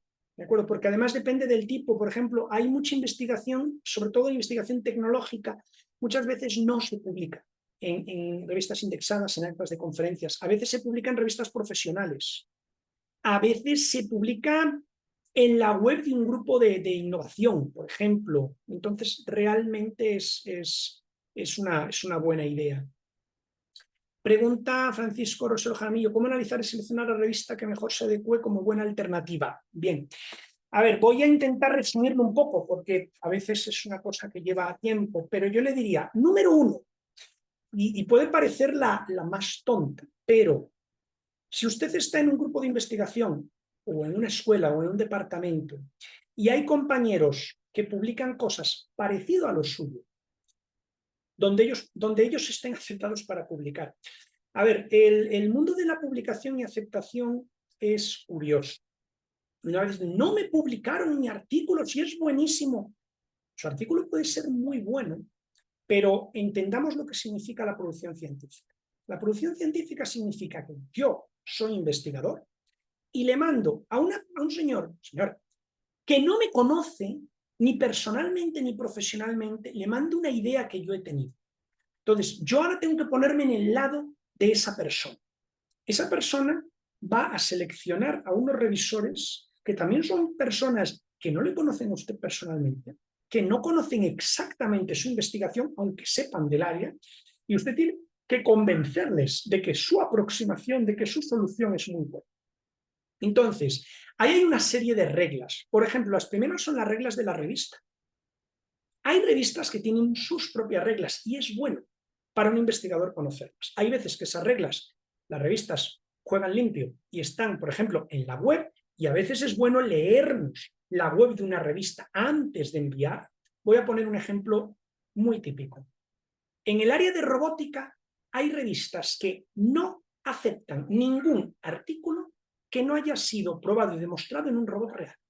Da igual lo bueno que sea su artículo. Si no está probado en un robot real, es que ni le llega a los revisores. Lo toma el editor, lo mira y dice aquí y lo devuelve a los 15 días. Lo siento mucho, pero usted no cumple con nuestras normas de publicación, que era, sus resultados tienen que venir en un robot real. Entonces, muchas veces ayuda el decir, yo tengo compañeros que trabajan en áreas parecidas a la mía y están publicando en revistas y han publicado regularmente en revistas que han aceptado artículos que en cierto modo se parecen a lo que yo hago. Bueno, pues eso es un primer buen indicativo. Segundo, leerse las normas de publicación de las revistas. Es algo que muchas veces la gente no hace. Yo veo una revista, me gusta, el título de la revista se parece a lo que yo hago y entonces ahí voy. No, léase las normas editoriales, porque puede que las normas editoriales ya sepa y diga, no me conviene, porque piden ciertas características que mi investigación no tiene o no tiene todavía. Entonces, ya me puedo apartar. Tercero, encontrarse una revista donde haya artículos que yo vea, eso me hubiera gustado escribirlo a mí, o así quiero que sea mi artículo. Entonces, si uno identifica artículos que tienen condiciones similares, ya es un buen punto a favor de la revista. ¿De acuerdo? Igualmente, hago mi búsqueda bibliográfica de artículos para poner en contexto mi investigación y digo, mira, de 30 artículos, 6 vienen de esta revista. Ahí tiene otro buen criterio. Gran parte de la información que a usted le sirve para poner en contexto su investigación viene de una revista. En principio, esa revista parece una gran cantidad. Y luego hay cuestiones, volvemos siempre, no se olviden que la ciencia se hace bajo un esquema de alcance y recurso. ¿Qué pasa si mi universidad me dice, a usted le puede parecer muy bonita esa revista, pero nosotros no vamos a ayudarle en una revista de Open Access? ¿Por qué? Porque en las revistas Open Access el que paga es el autor. Y el coste de un Open Access es alto. Fácilmente pueden andar en 1.500, 2.000 dólares y de ahí para arriba. Entonces puede que llegue a mi universidad y me diga, yo quiero que publiques, pero como vengas con una factura de 2.000 dólares, yo no te la pago. Entonces, lo mismo, yo sé el comentario que había antes, bueno, pero es que eso sigue en contra de la ciencia. Efectivamente, yo estoy de acuerdo. Es más, me parece peor la actitud que han tenido ciertos sistemas nacionales de investigación que se han apuntado a lo del open access porque la ciencia es democrática y tal, hasta que el investigador llegue y diga, esto cuesta 2.000 dólares. Y entonces la universidad cierra y dice, los 10 primeros artículos del año se financian y el resto de autores que ven a ver dónde consiguen el dinero, porque ahora tienen un gasto que antes no tenían. Entonces, hay criterios a veces que son de ese estilo. O, por ejemplo, los tiempos de revisión. Fíjese, y muchas revistas publican el tiempo promedio desde envío de un artículo hasta decisión de publicación, porque hay veces que yo estoy publicando un artículo para una tesis doctoral. Mi programa doctoral me exige publicar 2 artículos. Estoy a punto de terminar y lo mando a una revista que el tiempo medio de respuesta es de 1 año y medio.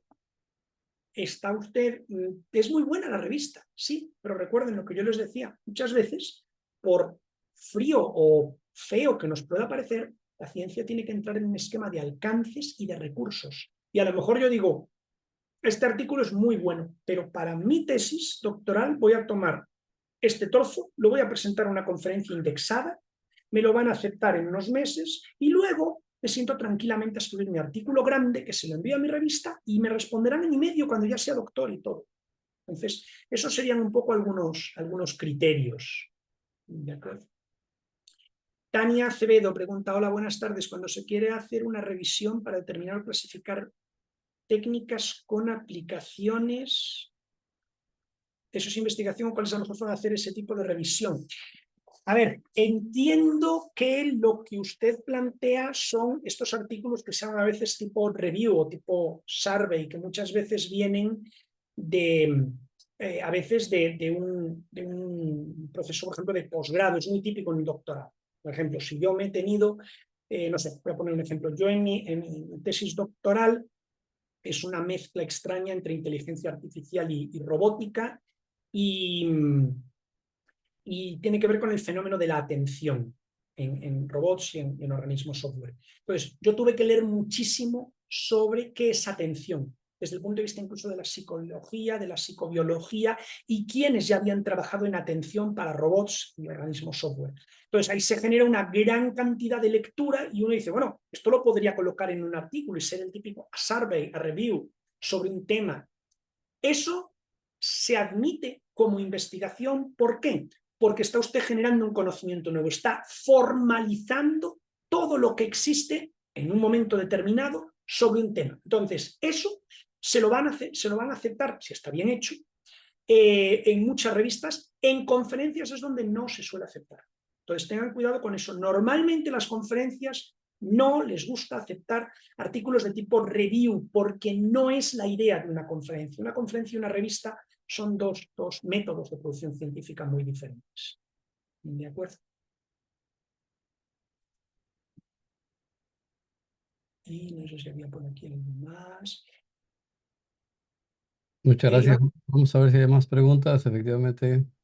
Hay una pregunta, tal vez voy a contestarla, de Iván Guido Arroyo. ¿Son publicables los resultados de una hipótesis? ¿Demuestran que se cree que funciona y resultó que no? Muy buena pregunta. A ver, eso es algo que se ha ocultado durante mucho tiempo. Uno dice, yo tengo una idea, la pruebo y sale que no. Normalmente esos artículos acababan en la basura. Y desde hace ya años hay gente que empieza a decir, no es una buena técnica científica, porque si yo no publico eso, me arriesgo a que alguien 50 kilómetros o 5.000 kilómetros más allá haya tenido la misma idea, vuelva a hacer lo mismo y obviamente falle. Y entonces la idea es que la ciencia es un producto colectivo. Entonces, de hecho, desde hace años hay incluso revistas que admiten ese tipo de artículos. Entonces, incluso hay revistas especializadas en eso, en ciertas áreas de conocimiento. Aquí mande usted el artículo donde usted hizo toda la prueba de una hipótesis científica, la realizó bien y el resultado fue que no era. Aquí se lo admitimos. Entonces, hay muchas revistas que tienen eso en cuenta y cada vez más revistas admiten ese tipo de artículos. Es complicado, todavía hay muchas que no, pero en muchas áreas de conocimiento porque tiene razón, tiene sentido con la naturaleza de la ciencia.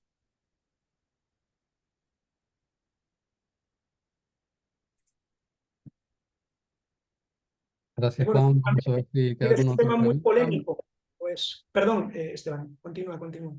No, no, efectivamente. Muy bien. Bueno, hemos desarrollado un montón de preguntas a lo largo de casi 2 horas ya y creo que ha sido muy buena la interacción y eso es lo que andábamos buscando, que hubiera una alta participación y que aprovecharan las sesiones, no solamente ver un video, sino aprovechar a los expertos que tenemos acá y interactuar. Vamos a ver si alguien más tiene alguna otra consulta, si no vamos a ir cerrando.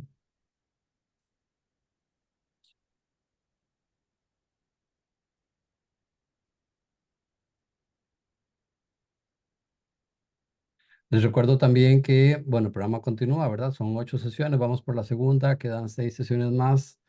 Nosotros distribuimos el contenido de las sesiones siguientes y algunos de los temas que iban en medio de las preguntas sobre la forma de la publicación y la estructura y demás, son temas que también se van a tocar. Por ejemplo, la revisión de la literatura, de lo que continúa la semana siguiente, ¿verdad? Sobre dónde hacer las búsquedas, cuáles son los lugares de referencia para consultar y demás. Entonces, un tema que va a tratar el doctor Esteban Meneses la próxima semana. Y luego nos vamos a ir adentrando en la presentación y en la preparación sobre el artículo. ¿Ok? De momento, las grabaciones no se van a compartir. La idea es que aprovechemos las sesiones para que la gente haga todo el curso completo, todos los talleres, y más adelante vamos a tratar de ofrecer las grabaciones.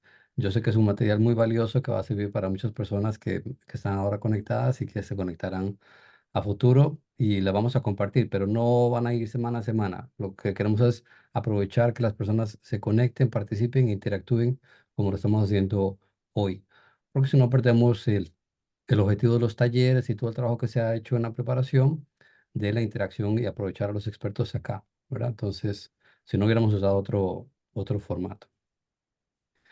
Bueno, y sobre el tema de los certificados, es un poco difícil para nosotros ver cómo generar certificados por el tema de la participación. La gente entra y sale, tenemos más registros de lo que hay en participantes. Estamos evaluando todavía cómo poder hacerlo, pero tenemos ahí una posibilidad de hacer algo similar. Luego les estaremos ahí avisando a las personas que se registraron en los dos registros que hicimos en BTools. ¿Ok? Bueno, si no, Juan, no sé si quieres agregar algo más. Y bueno, simplemente muchísimas gracias tanto por la oportunidad de impartir la charla como por su interés. Muchas gracias de verdad por sus preguntas y su interés. Espero realmente que les haya resultado útil y que les haya ayudado bueno, pues obviamente al inicio de toda carrera de investigación siempre hay muchas cosas que uno tiene dudas y yo creo que a veces lo importante es eso, es plantear esta especie de encuentros. Como decía Esteban, es muy importante la interacción en tiempo real, porque a fin de cuentas esto es una conversación que, bueno, estamos 200 personas repartidas por toda Latinoamérica, pero la idea es tener una conversación como la que se tendría en el comedor de un departamento universitario delante de un café, a veces ante la gente que participa. Vi por ahí alguien que me felicitó, muchas gracias también por lo del cumpleaños. Y bueno, no se pierdan la de la próxima semana. Puedo asegurarles, conozco bueno, Esteban obviamente también lo conoce, pero conozco a Meneses personalmente y puedo asegurarles que es una persona de un nivel impresionante, verdaderamente impresionante.